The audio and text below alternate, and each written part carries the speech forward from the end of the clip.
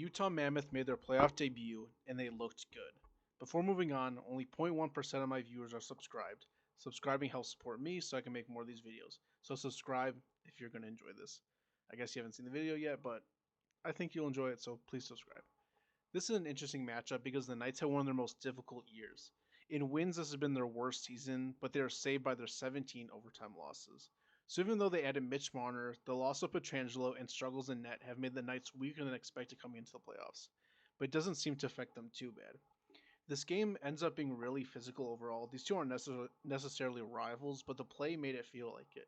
Who else to score the first Mammoth playoff goal other than Logan Cooley?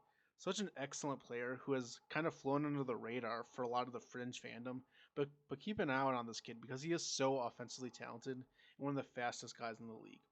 At the end of the first, Sean Dursey headbutts Rasmus Anderson.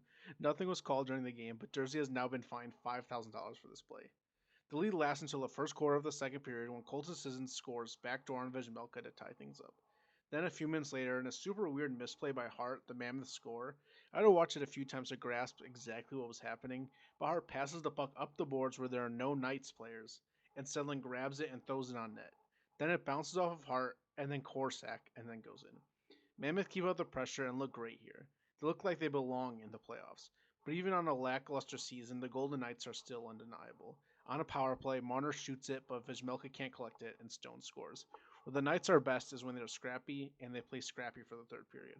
A few minutes later, Hannafin shoots it off a doubt stick, and basically deflects it from the hash marks.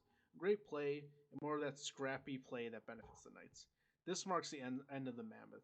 They had a few great chances, and Vejmelka had some great saves, but Barbashev scored an empty netter the second Vejmelka gets pulled. This was a sign of the inexperience of the Mammoth, and the Knights took advantage of it.